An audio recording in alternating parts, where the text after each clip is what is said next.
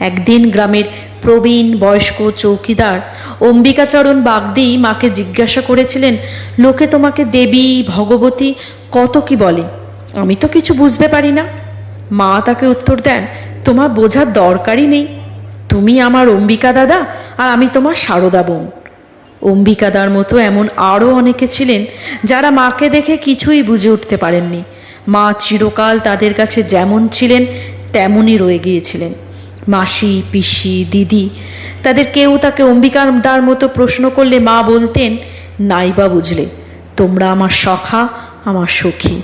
অন্য গ্রামের হলেও প্রতিমা শিল্পী কুঞ্জ মিস্ত্রিকে মা ডাকতেন কুঞ্জ কাকা।